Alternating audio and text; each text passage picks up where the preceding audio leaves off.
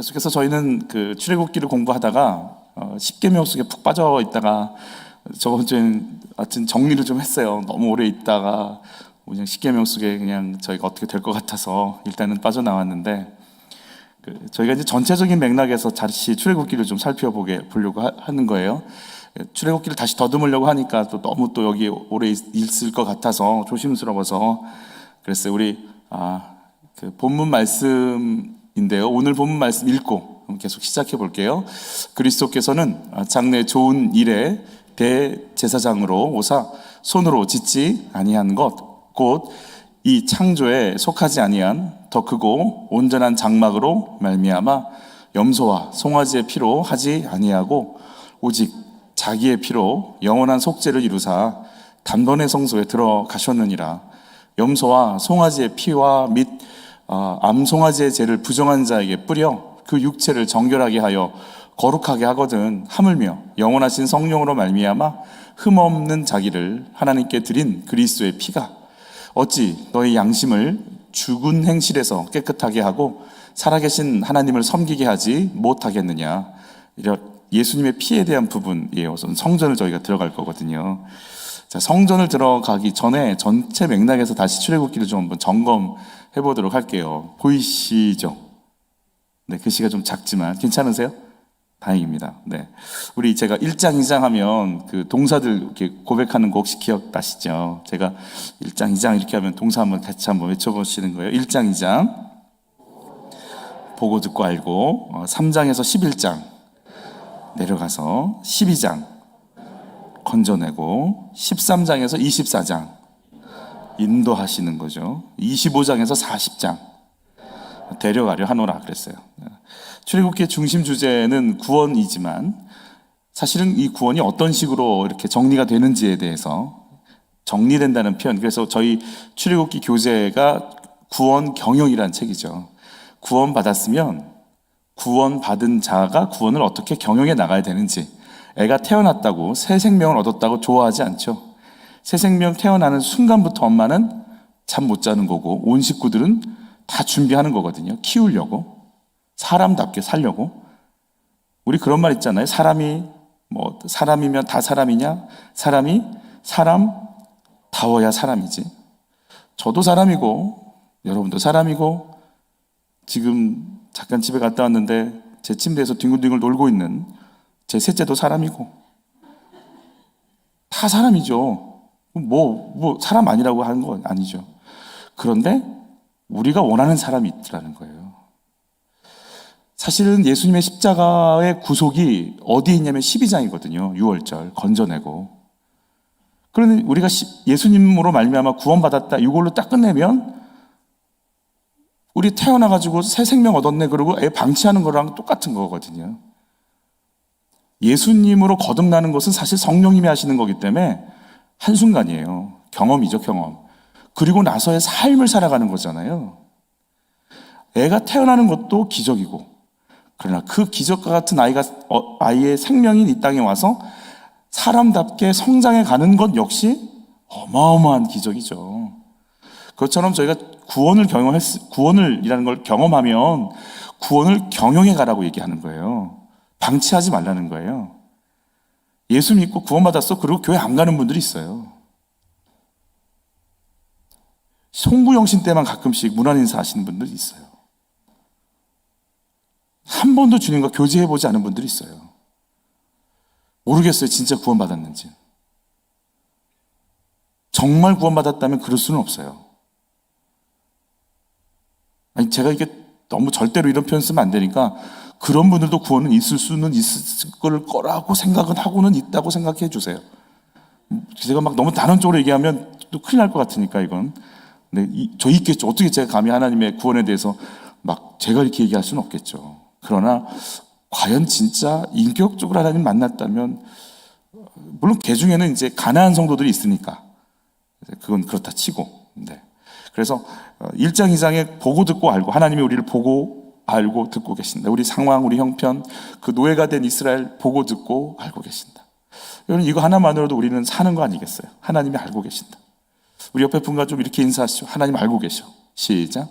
하나님 알고 계셔. 아멘. 내 아이 그런 거 하나님 알고 계세요. 내가 요즘 이렇게 무기력한 거 하나님 알고 계세요. 산더미처럼 일이 쌓였지만 도망가고 싶은 내 마음 알고 계세요. 변하지 않는 내 식구들, 그걸 보면서 한계를 느끼는 나 알고 계세요. 어떤 길을 가야 되는지, 가야 되는데 내가 뭐가 필요한지 알고 계세요. 보고 듣고 다 알고 계세요. 우리는 먼저 그분이 나를 알고 계시다 해서 시작하는 거 아니겠어요? 그래서 하나님께서 은혜를 내려주시는데 어떤 은혜를 내려주셔요? 누굴 보내세요? 출애굽께서 누굴 보내세요? 내가 내려가겠다 그랬지만 하나님 내려오시는 게 아니라 누굴 내려보내세요? 모세를 내려보내는 거죠. 하나님의 말씀, 메시지를 전할 수 있고 주님의 음성을 들을 수 있는 모세를, 우리 모세의 40년 기억나시죠? 내가 할 수 있다. 그 다음에 나는 할 수 없다. 세 번째, 나는 할 수 없지만 주님이 하시면 된다.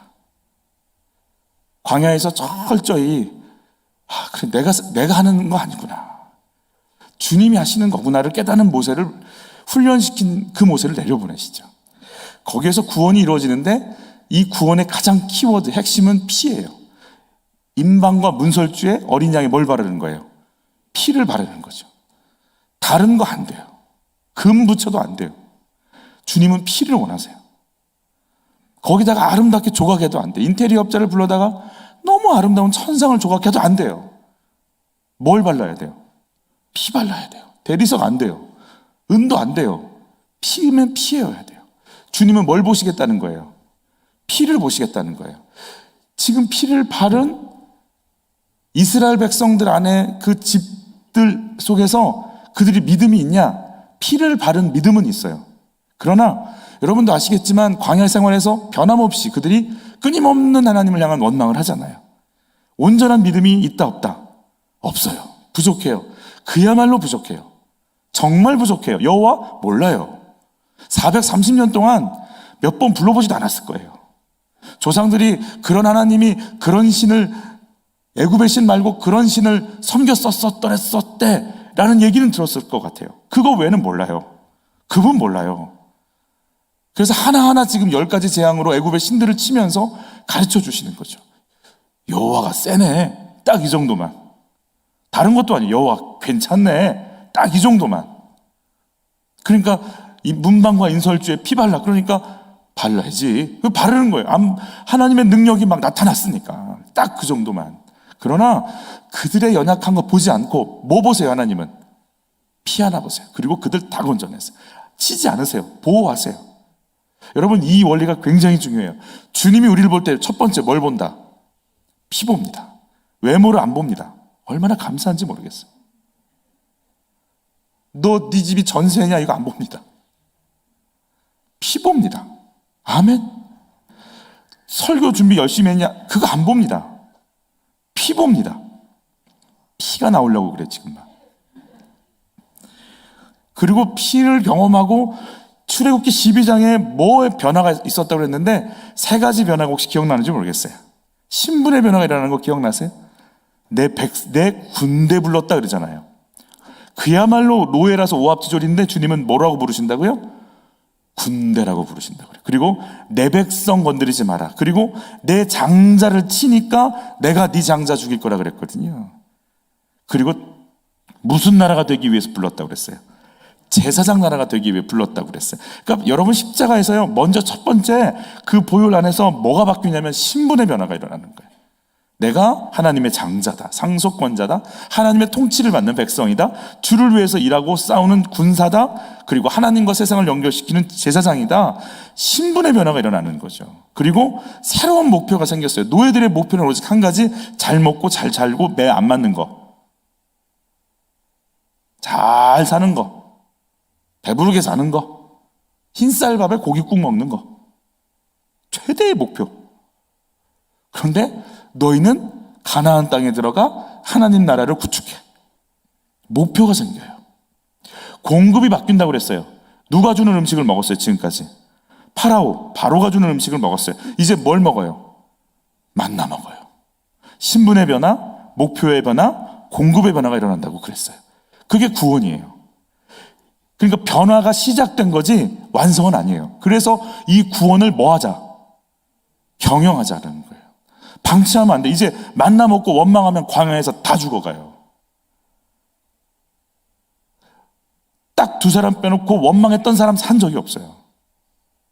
하나님이 은혜를 줘도, 예배 시간에 은혜를 줘도 기도 가운데 막 하나님을 향한 막 충만함이 경험되어지고, 왜요? 불기둥 구름기둥 하나님의 임재, 제사를 지내면서 그 능력을 온 국민이 경험했잖아요. 백성들이.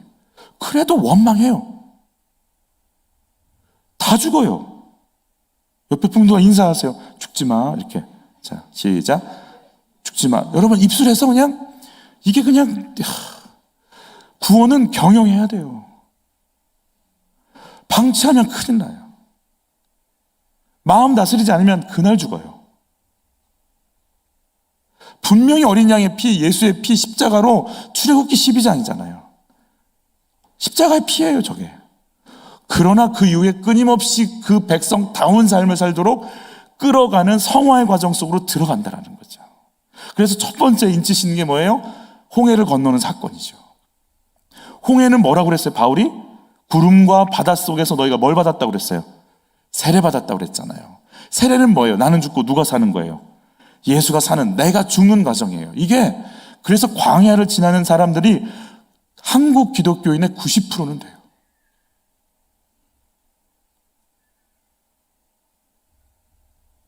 제발 사세요. 저희 교회가 몇 명이 모이는지 잘 몰라요. 그러나 하나님 앞에 섰을 때, 만약에 제가 목회자로 하나님 앞에 섰을 때 하나님이 저를 보실 때, 그럼 저 어떡할까요? 네 성도는 몇 명이나 광야 통과했냐?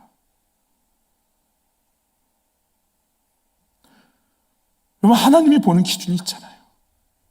제발 우리의 생각이 바뀌고 나를 좀 부인하고, 제발 옛사람은 좀 내려놓고 이 광야 통과해야 돼요. 5가지의 광야가 통과된다고 그랬죠. 실망감이 온다고 그랬어요. 마라의 쓴물로 인해서 실족하고 실망이 들어요. 신앙생활하면서 실망이 올까요? 좀 그렇게 잘 아세요. 기대가 무너질까요? 박살날까요? 여러분, 나 의지하지 않도록 그냥 그 속에서도 하나님 볼 수 있나? 경제적인 게 온다고 그랬어요. 이제 양식 떨어진다고 그랬어요. 그때부터 뭐 내린다고 그랬어요? 만남의 추락이 내린다고 그랬어요. 여러분, 주님이 먹여 살려요. 우리 아들이, 우리 딸이 그 학원 안 가서, 그 대학 못 가서, 그 사람 엄마, 아니에요. 주님이 살려요. 내 인생 주님이 인도해요. 걱정하지 마세요. 저는 그럴 때마다 주님이 이러실 것 같아요. 내가 그렇게 우습냐? 내가 그렇게 우습냐?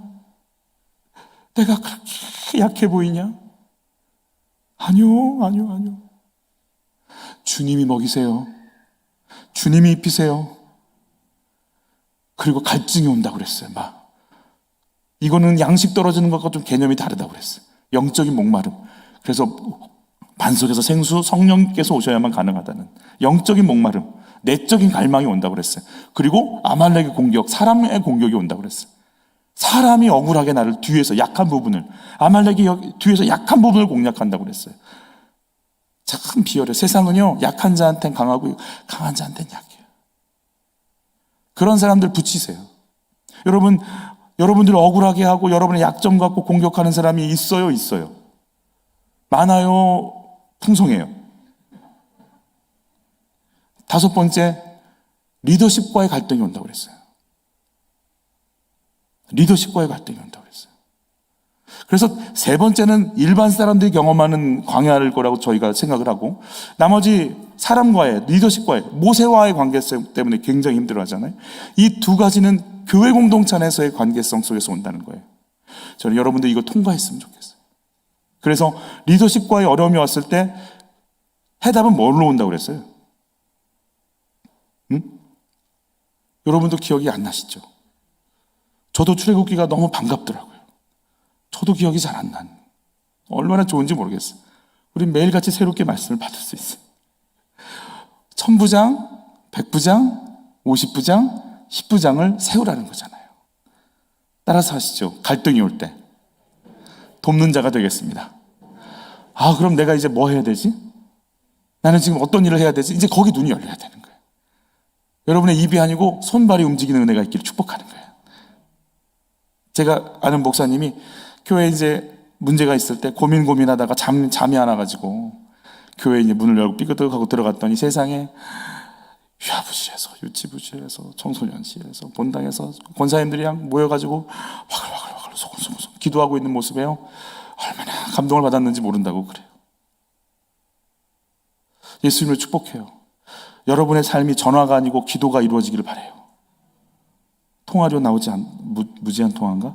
그래서 이렇게 열심히 하시나? 네. 주님과 교제하시기를 바라요. 내가 지금 어디 뭐 할까? 그게 지나가야 광야가 통과돼요. 그리고 나서 이렇게 자기를 비워놓은 광야에서 광야의 포커싱 로드십 보이시나요? 주님께 포커스를 두고 주님의 로드십 앞에 저쪽이 순종하며 따라가는 인생인 거죠. 그럴 때 이제 점점점 노예, 밥 먹는 것밖에 모르는 이 사람들이 뭐 고기 주세요, 마늘 주세요, 뭐 주세요 했던 이 사람들이 점점 뭐가 되기 시작하는 거예요. 자기를 부인할 줄 알고 주님을 생각할 줄 알고 무슨 일이 생기면 주님께 기도할 줄 알고 구원은 받았어요. 근데 하나님의 사람으로 채워져 가는 변화가 일어나게 된다는 거죠. 그래서 주신 거 신의 산에서 뭘 주시는 거예요? 하나님의 율법, 말씀을 주시죠. 하나님의 자기 계시죠. 하나님의 사상, 가치, 기준, 원칙, 하나님의 철학이 들어가는 거예요. 여러분 속에 주님의 말씀이 인격화, 내면화, 체질화돼서 들어가시기를 축복해요. 그래서 스타 별다방을 보고도 주님의 눈으로 볼 수 있는 은혜가 있기를 바라는 거예요. 놀렐루야. 주차장을 이렇게 들어놓다 보면은 온 세상에 다들 다른 차들이 서 있을 때 왜 우리 교회 차는 없고 남의 사람들이 서 있는 거야? 그러는데 주님이 그러시더라고요. 지역민들이 쓰는 게 그렇게 배 아파? 아니요. 그렇게 배 아파? 아니요. 왜 그래? 그래요. 제발 우리 눈이 바뀌기를 바라는 거예요. 주님의 마음이 들어와서 모든 사물을 이제 그렇게 볼 수 있도록. 그 다음 이제 데려가려 하노라는 이게 지금 어느 부분인 거예요? 성막에 대한 부분이죠. 자, 성막이 있으면 지파들이 어떻게 세팅이 되어 있다고 그랬어요? 세 지파씩 해서 그 가운데 성막이 이게 임마누엘, 너희 가운데 이 말이라.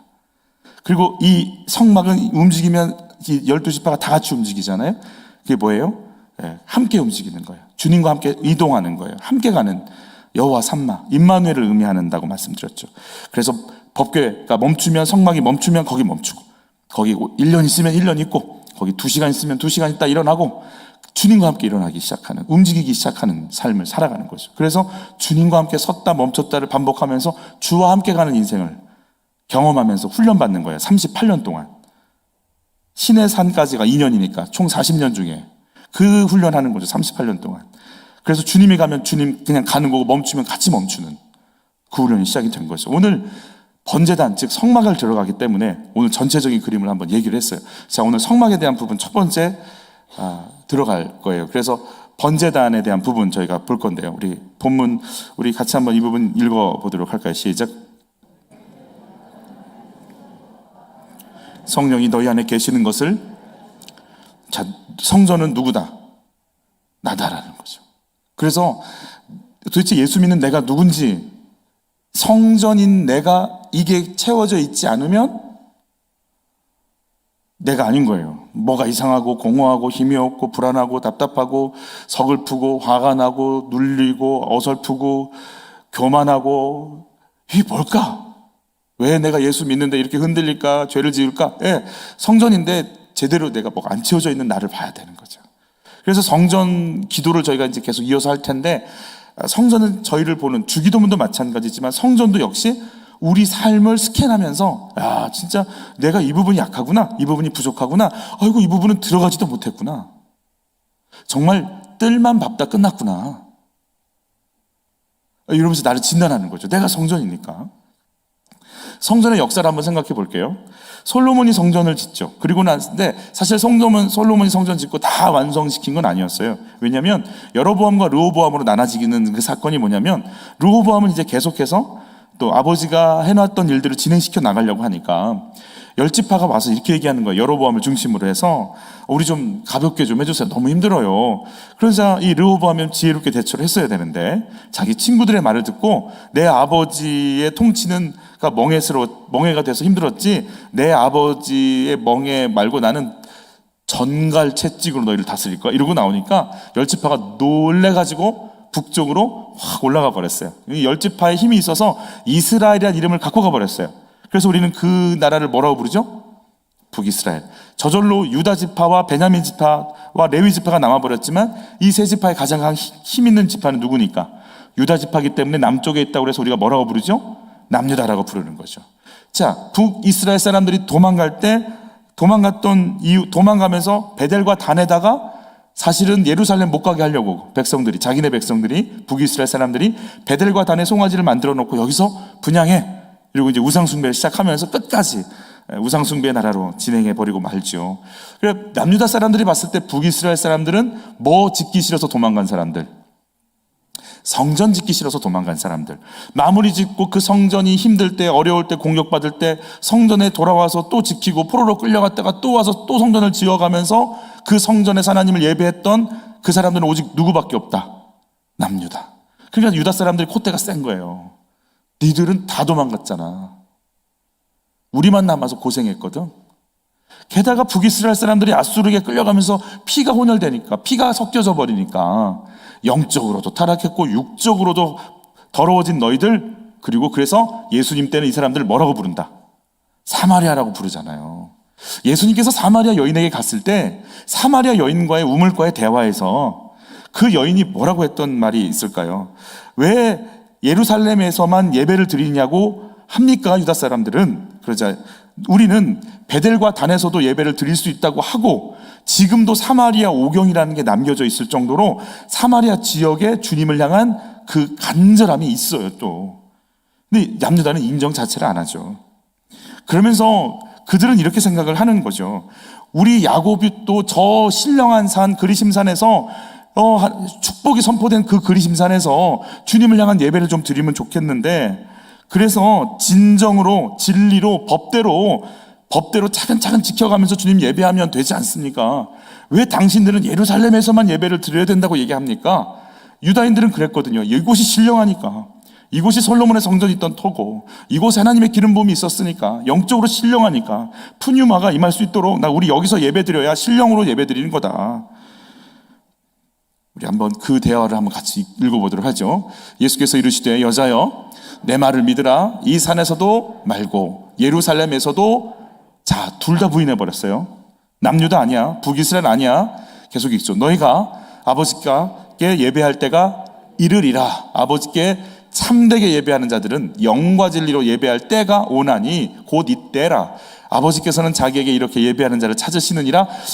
그러면 그게 뭘까? 그랬더니 24절에 계속 읽죠. 아버지는 영이시니 예배하는 자가 영과 진리로 예배할지니라 그러셨어요. 그럼 영과 진리로 예배하는 게 뭘까? 봤더니 예수님께서 이 모든 대화를 나누시면서 요한복음 바로 좀 아래쪽에 뭐라고 얘기하시는지 같이 읽습니다. 그러나 예수는 성전된 자기 육체를 가리켜 말씀하시는 것이라.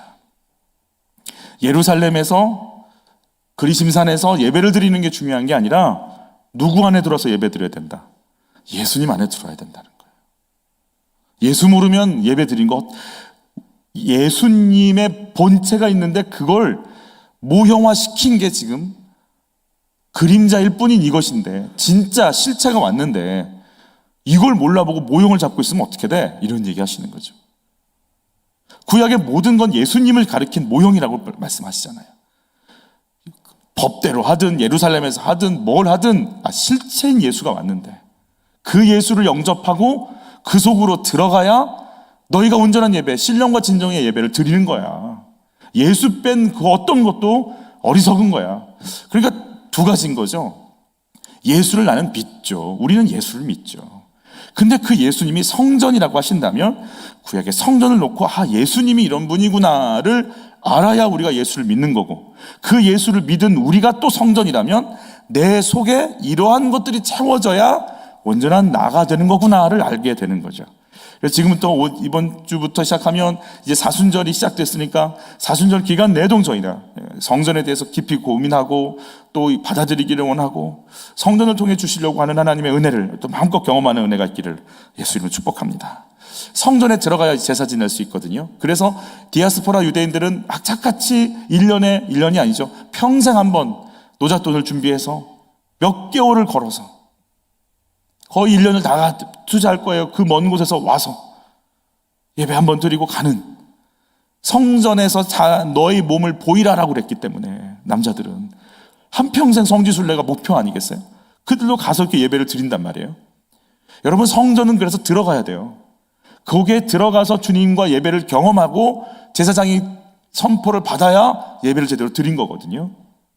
도대체 예수님의 크기가 얼마나 크길래 내가 성전이라고 하면 우리가 다 누구 속으로 들어가야 돼요? 예수님 속으로 들어가야 되는 거예요.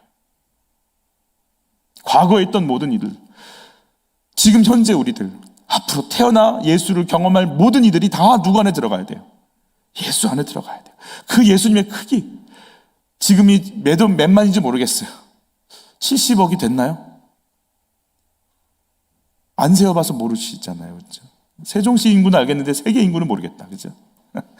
70억이든 60몇 억이든 그 모든 인류가 들어가도 남음이 있는, 앞으로 태어날 자들이 다 들어갈 그 크기의 예수, 그분 안으로 우리가 들어가는 거죠. 우리의 생각을 뛰어넘는 그 크기, 그 넓이, 그 깊이 있는 예수를, 측량할 수 없는 그 예수를 그냥 앉아가지고 비리비리해서 채찍질 당하고 피 흘리고 끌려다가 십자가에서 죽고 그냥 홀로 왔다 갔다 했던 그분인 줄 알았던 그분의 크기가 얼마나 큰지, 온 인류를 담고 앞으로 온 모든 인류를 다 담을 수 있는 그분의 크기, 그 예수를 우리가 성전을 통해 알아가기를 원하는 거죠. 그림이에요. 여러분 잘 아시지만 앞에 문이 있죠. 문 동쪽으로 돼 있어요. 해가 들어오는 방향이죠. 첫 번째 네모가 뭐라고 부른다고 했죠? 번제단이라고 부르죠. 번제단. 태울 번자예요. 피를 흘려서 짐승을 놓고 다 태워서 하나님 앞에 아름다운 향을 올려드리는 거죠. 그 다음 그 천막 가운데 작은 원이 있는 동그라미가 보이죠. 그걸 우리가 뭐라고 부르죠? 물두멍이라고 부르죠. 여인들의 놋거울로 만들어서 물을 채워서 자기를 비춘다라는 물두멍이에요. 그래서 성소로 들어가게 되는 거죠. 성소에는 세 가지의 분향, 우리 촛대가 등잔이 있죠. 등잔. 두 번째 떡상이 있고, 세 번째 분향단이 있죠. 기도를 상징하고, 그 향이 가득 차면 커튼을 열고 지성소, 가장 지극히 거룩한 장소인 지성소에 들어가서 거기에서 거하면서 하나님과의 교제를 나누게 되는 거죠. 보이시게 되겠죠. 세 가지 그 등잔과 떡상과 분향단이 있습니다. 그러니까 이것은 일반 제사장들은 성소까지 왔다 갔다 할 수 있습니다. 그래서 떡을 계속 갈 수 있고, 계속 가서 등대에 이 심지를 깎아내리고 등 기름을 계속 부을 수 있고, 향을 계속 태울 수 있습니다. 계속 그걸 아침마다 해야 되는 거죠. 매일같이 하는 거죠. 그리고 그 대절기 때만 대제사장이 지성소에 들어가게 된다라고 말씀드리고 있어요. 우리가 오늘 저희가 배워야 할 그 번제단입니다. 그 등잔입니다. 아니죠, 물두멍. 또 이렇게 등잔과 떡상과 분향단, 법궤, 그리고 법궤 안에 들어있는 세 가지의 기물들이 있는 걸 저희가 보게 되는 거죠. 번제단과 떡상, 아니죠, 물두멍까지의 재료는 뭔지 혹시 아시나요? 구리예요, 구리. 금과 비슷할 구리. 들어가면 모든 기구는 다 금으로 되어져 있죠. 정금과 같이. 문제는 이제 여기에 이 번제단에 들어갔을 때 저희가 첫 번째로 해야 될 것이 이제 있다면 뭘 흘리는 거예요? 피를 흘리는 거죠. 첫 번째예요. 첫 번째. 제사를 지내는 첫 번째 단계는 죄를 고하고, 죄를 고한 짐승을 잡아서 피를 흘려서 그 피를 받아다가 시작을 하는 거죠. 피를 흘린 그 쟁반, 피를 다 흘리고요, 쟁반에 피를 담거든요. 이 피를 가지고 어디까지 들어가냐면 물두멍에 가고, 성소에 들어가고, 지성소 커튼을 열자마자 뭐 하는 줄 아세요? 이 피를 뿌려야 돼요. 이 피를 뿌리지 않으면 죽어요. 그러니까 이 피는 어디까지 들고 가야 돼요? 지성소까지 들고 가야 돼요. 그러니까 뭐 의지하고 가는 거예요? 피 의지하고 가는 거예요. 마음 착해도 안 돼요. 얼굴 예뻐도 안 돼요. 똑똑해도 안 돼요. 피 의지하고 가는 거예요. 아멘. 하나님 앞에 우리 아무것도 아니에요. 하나님이 심판하면 지구 없어져요. 아멘. 제발 나의 의는 이것뿐 예수의 피밖에 없네. 여러분, 이 고백이 우리 것 되기를 축복해요. 그래서 내가 철저하게 아무것도 아닌 걸 알아야 돼요. 아멘. 철저하게 아무것도 아닌 걸 내가 알 때 그 다음 내가 예수의 피로 이런 장자요, 제사장이요, 군대요, 하나님 나라의 백성임을 깨달은 순간 교만이 아닌 자부심으로 살아가게 되는 거예요. 내 재능을 재능으로 정확히 보고 제가 이런 재능이 있으니 쓰십시오라고 객관화시키면서 나를 내보낼 수 있는 거예요. 여러분, 내가 정말 아무것도 아닌 인생인 걸 인정하는 은혜가 있기를 축복해요. 그리고 내가 이 세상에서 가장 귀한 존재인 걸 인정하시기를 축복해요. 그래야 하나님 앞에 당당하게 나갈 수 있어요. 그 당당함은 교만도 아니에요. 주님 때문에 내가 당당할 수 있는 거예요. 주님 때문에 당당할 수 있는 사람은 옆에 사람도 당당하게 대우해 줄 수 있어요. 너희가 너희를 사랑한 것 같이 너희도 서로 사랑할 수 있어요. 내가 사랑이 안 돼요. 내가 막 나를 학대해요. 너는 왜 그것밖에 못하니? 너는 왜 그것밖에 못하니? 그럼 애도 그렇게 키워요. 아내도 남편도 그렇게 봐요.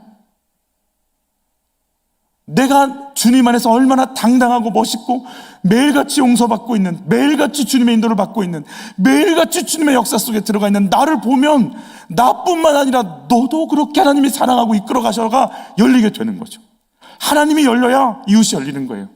하나님이 안 열렸는데 최선을 다해서 성실함으로 지극히 대접한다. 다 교만이에요. 싫은 소리 한번 못 내서 비굴해지고요. 그 봉사 하나님 안 받으세요. 그래서 여러분, 번제단에서 피를 흘리고 그 피 때문에 갈 수 있다가 마음 가운데 정리가 된 사람만이 그 다음 코스로 갈 수 있어요. 그렇지 않으면 한 발자국도 갈 수 없어요. 다시 말씀드리건대 내가 하나님을 만나는 유일한 길은 예수의 피밖에 없어요. 3대 4대 안 돼요. 목사 안 돼요. 예수의 피밖에 없어요. 장로 안 돼요. 예수의 피밖에 없어요. 그래서 직분 자랑하는 거 아니에요.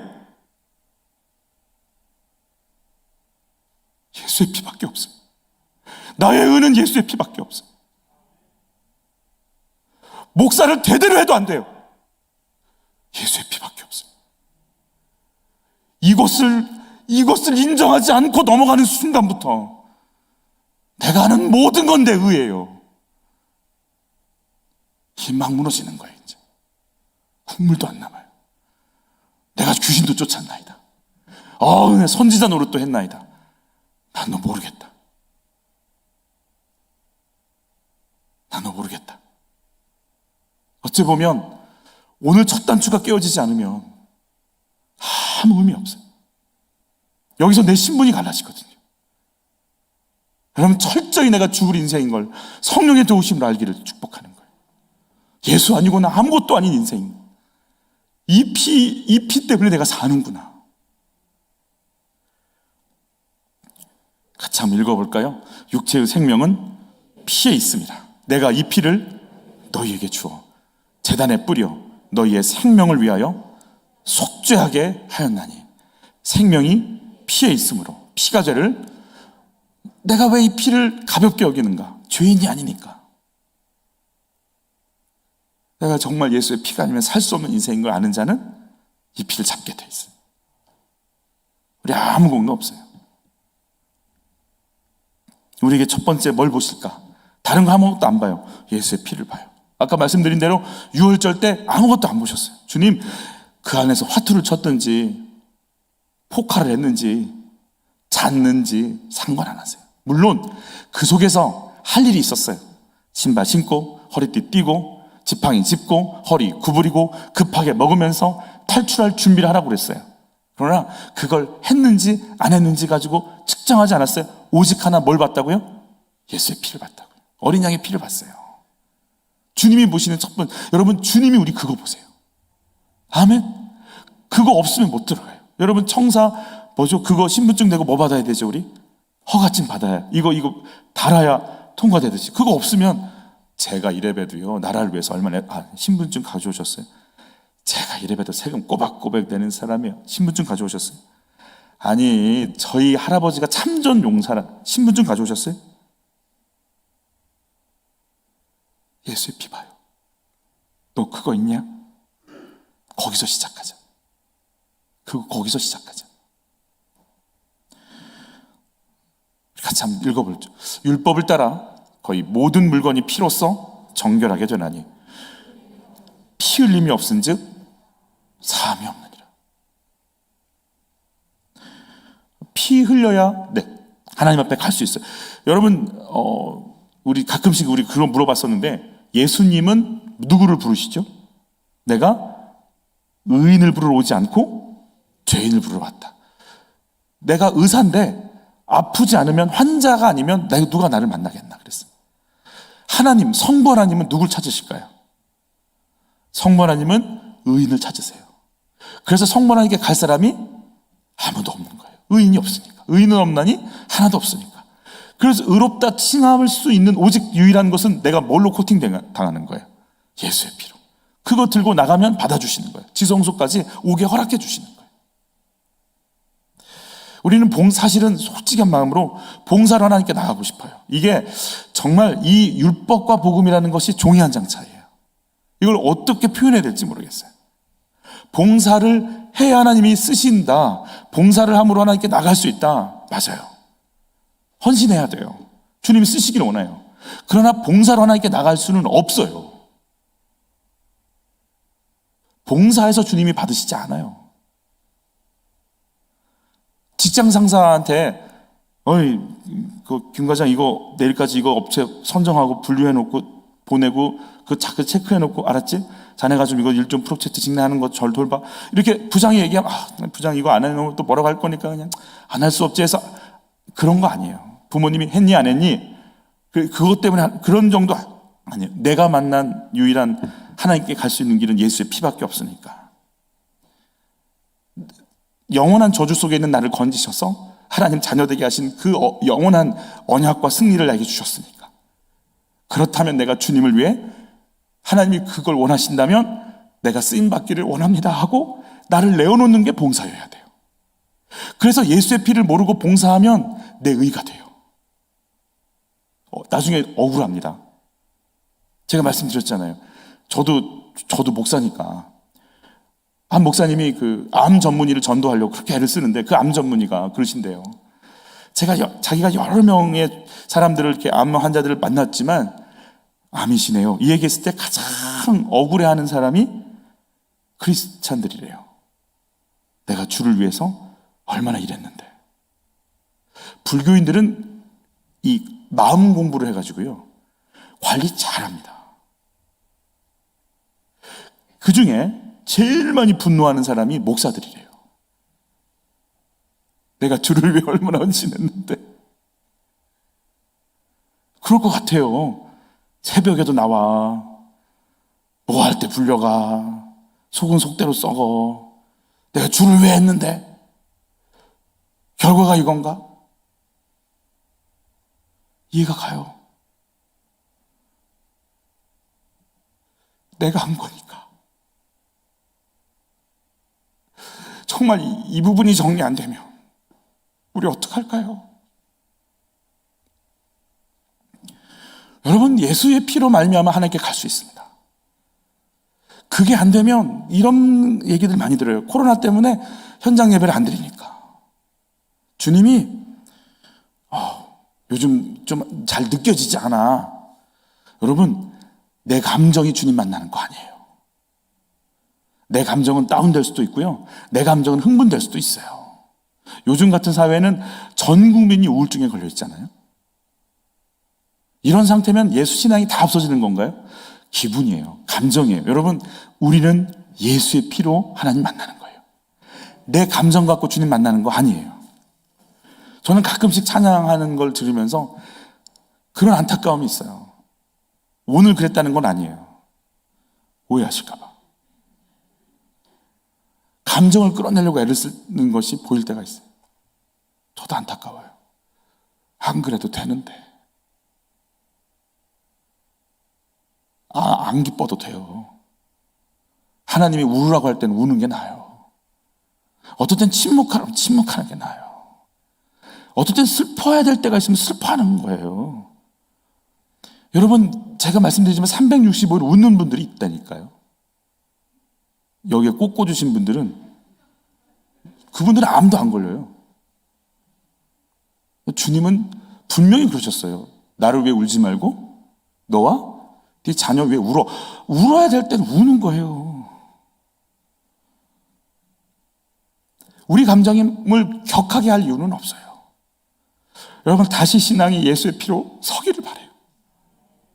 나는 주님이 흘리신 피가 하나님께 가게 한다. 그 피가 내 신분을 바꿨다. 오늘 그 피가 아니면 나는 여기 서 있을 수도 없고요, 우리가 여기 있을 수도 없는데 주님 받아주신 거다. 두렵고 떨림으로 피를 들고 성전을 향해 한 걸음 한 걸음 가는 제사장처럼 주님께 가는 거예요. 그래서 봉사는 하는 건 맞아요. 아까 하지 말랬다가 이때 막 하라고 그러고, 그렇죠? 정리되면 쓰임 받는 게 영광이니까, 모든 게 상급이니까, 감사니까. 사람한테는 디바인 스파크가 있어요. 신적인 능력이 있어요. 저 이번에 제가 방송에 나가니까 이런 말 하면 안 되겠다. 하여튼 프로그램에서 한 배우가 그 게스트로 온 배우가 그 사회자를 보면서 1분인가도 안 됐어요. 쳐다보는데 울더라고요. 여러분, 그런 사람들이 있어요. 쳐다보면 사람이 읽어지는 사람들이 있어요. 어떤 생각하고 있는지 예수 안 믿어도 있어요. 그런 거 보면 알아요. 느껴져요. 그런 거 있는 사람이 있어요. 이 사람이요, 코미디언인데요, 1분간 쳐다봤는데 울더라고요. 퍽퍽 울더라고요. 아무것도 안 했어. 쳐다만 봤어. 그런데 그냥 눈빛으로 그래. 울어 막 이제. 그런 사람도 있어요. 인간에겐 신적인 영적인 능력이 있어요. 여러분, 엄마들이 어떨 때 탈북자 얘기할 때 그 2m, 3m 되는 담을 넘어와요. 왜, 어떻게 넘어왔냐 모른대요. 여러분, 자동차가 오면 엄마가 어떻게 해요? 뛰쳐나가서 자동차를 밀어내요. 여러분, 우리가 예수를 믿는 게 어떤 내 안에서 개발되어진 신적인 어떤 요소들 있다니까요. 인간이 노력하면 뭐가 나온다니까요. 정말 엄청난 묘기가 나온다니까요. 그러나 내 안에 있는 어떤 걸 내가 동원시켜서 주님 앞에 가는 게 아니라, 오직 나는 아무 은혜, 능력, 소망 없는데, 절망이었는데 그분이 열어주시는 은혜로 주께 갑니다. 내가 주님께 그래서 갑니다. 자기 개발 아닙니다. 능력 발휘하는 거 아닙니다. 그런 거 아니에요. 은과 금 없어질 보배로 속죄함 받은 것 아니요? 거룩한 하나님 어린 양 예수의 그 피로 속죄함 받았네. 그래서 내가 누군지를 단 한순간도 잊어버리면 안 돼요. 예수 피 의지하고 구원받고 감사 찬양은 새신자가 하는 게 아니라 지성소 들어가서도 피 뿌리면서 하나님과 교제하는 거예요. 최고 높은 대제사장들도 그거 하나 들고 들어가요. 그러면 우리가 모든 사역과 삶 속에 목회자든, 평신도라는 단어 자체가 좀 죄송스럽지만, 평신도든 사역을 하든 교회에 처음 나왔던 설교를 하든 우리 손에는 예수의 피 의지하고 들고 들어가는 거룩함이 있어야 되는 거 아니냐 말이에요. 매 순간 그 피를 의지하고 나는 용서받은 자, 나는 또 용서받고 있는 자, 나는 또 용서받고 있는 자, 그 은혜를 의지하면서 살아가는 게 우리라고 말씀하시는 거예요. 번제다는 그 의미를 가지고 있는 거예요. 다른 신들은요, 신을 감동시킵니다. 지성이면 감천인 거예요. 공양미 300석을 내든지 탑돌이를 하든지 아니면 3,000배를 하든지, 그래야 그 신이 감동해서 이번 수능에 대박이 나는 거잖아요. 팔공산 변함없이 수능 때 모든 때, 올해는 안 했지만 항상 헬기로 팔공산을 찍잖아요. 이렇게 변함없어요.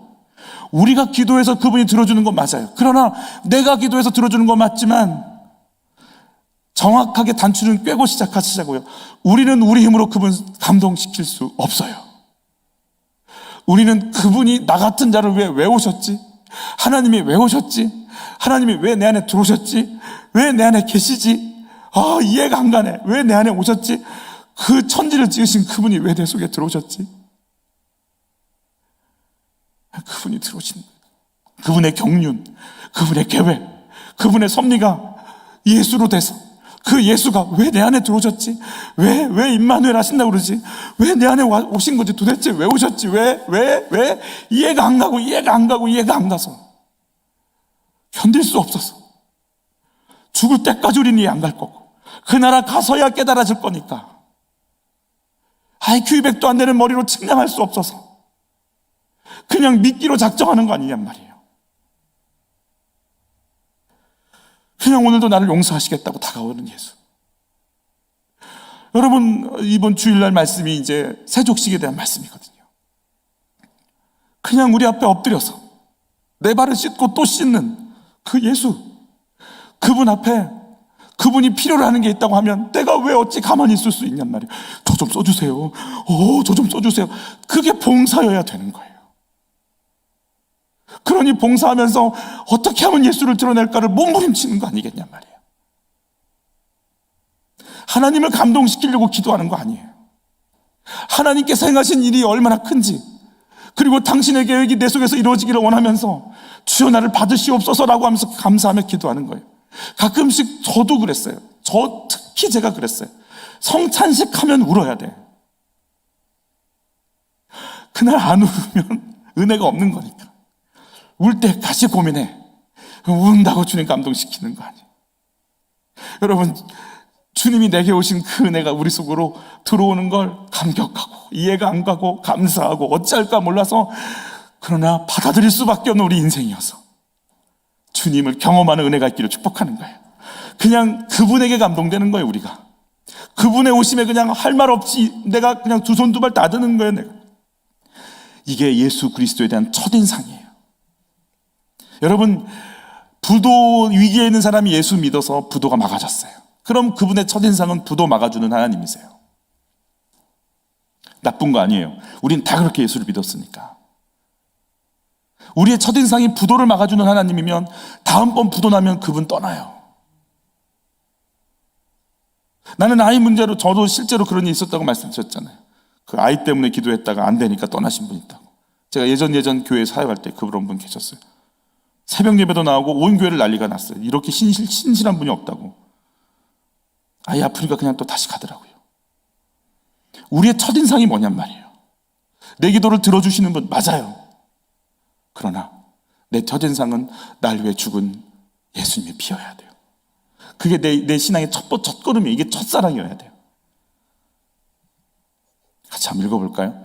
우리가 아직 죄인 되었을 때에 그리스도께서 우리를 위하여 죽으심으로 하나님께서 우리에 대한 자기의 사랑을 확증하셨느니라.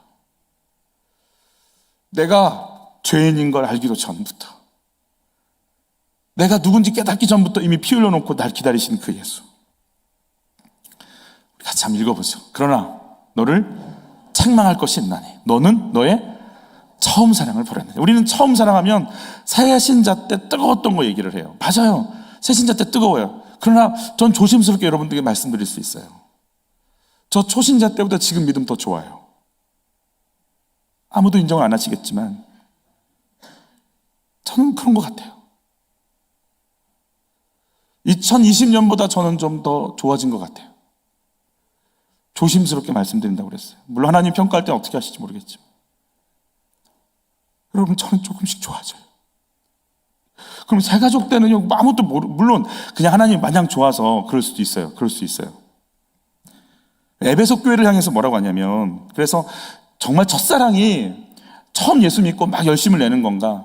솔직히 그때 열심은요, 모르고 내는 거잖아요. 그걸 굳이 막 첫사랑이라고 계속 우기시면 할 말은 없지만, 에베소 교회에 대해서 얘기해 주신 부분이에요. 너 착한 일 많이 했다. 이단도 배척했다. 고난도 많이 있었다. 너 부지런하다. 근데 너 첫사랑 어디 있는지 좀 찾아봐라.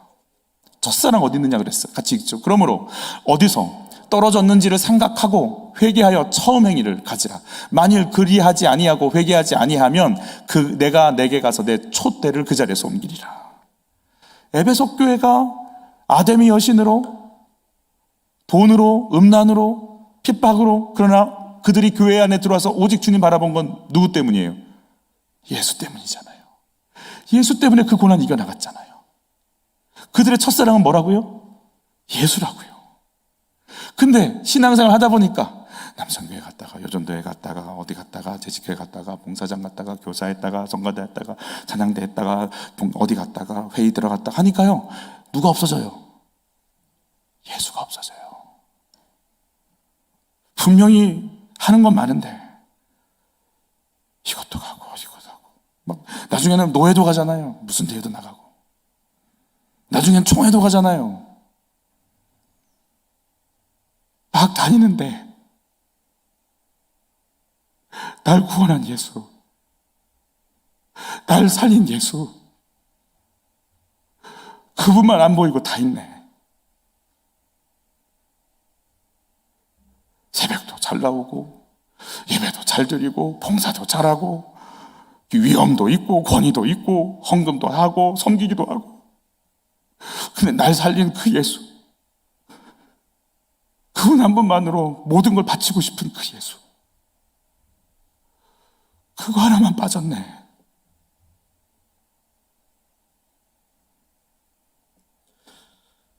우리 같이 한번 읽어보죠. 하나님이 세상을 이처럼 사랑하사 독생자를 주신 그 사랑, 죄인 투성이인데 그 죄인을 품고 오신 그 사랑, 한순간도 잊지 않기를 바라는 거예요. 우리 같이 한번 읽어볼까요? 우리가 진리를 아는 지식을 받은 후 짐짓죄를 범한 즉 다시 속죄하는 제사가 없고, 여러분 히브리서는요 이미 예수를 믿기로 작정한 유대인들, 그래서 그 환난과 핍박 속에서 예수를 믿겠다고 온 그들이 다시 배도하는 일이 벌어지기 시작해요. 예수 떠나요. 다시 유대교로 돌아가요. 그들을 향해서 쓴 편지예요. 짐짓죄가 뭘까요? 이미 예수 알지만 너 어디로 돌아가냐면 다시 예수 버리고 유대교로 가는 사람들. 계속 다시 읽죠. 오직 무거운 마음으로 심판을 기다리는 것과 대적하는 자를 태울 맹렬한 불만 있으리라. 모세의 법을 폐한 자도 두세 증인으로 말미암아 불쌍히 여김을 받지 못하고 죽었거든.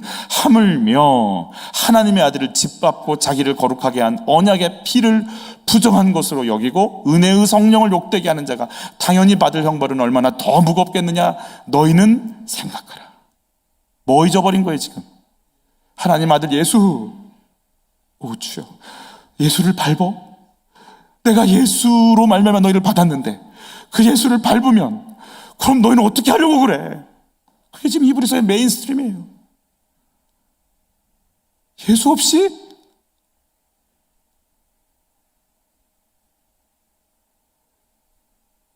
몇 년 동안 목회할지 모르겠지만 예수 없이 설교단에 쓰는 거 원치 않냐는 거죠. 우리 한평생 예수 없이 그 어떠한 일도 하기를 원치 않는 것이고,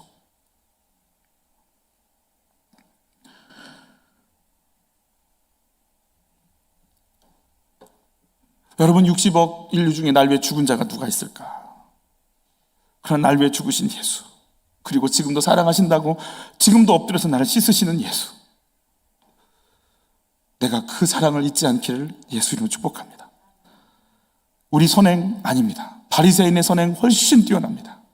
그들은 일주일에 2번씩, 하루에 몇 번씩 기도하고 금식하고, 우리가 그걸 어떻게 따라가요?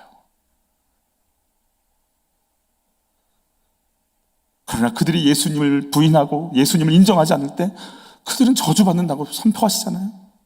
우리 그 예수 안으로 우리 신앙이 정확하게 서는 은혜가 있기를 예수 이름으로 축복합니다.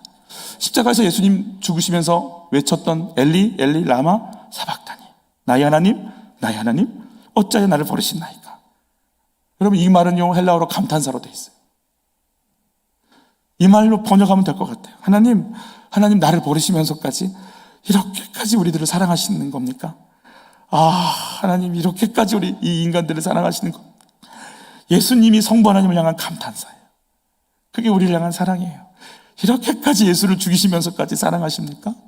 여러분, 그 예수를 우리가 잊지 않기를 원하는 거죠. 오직 예수로 살아가리라. 번제단을 보면서 우리 심령 가운데 이 은혜가 있기를 축복합니다.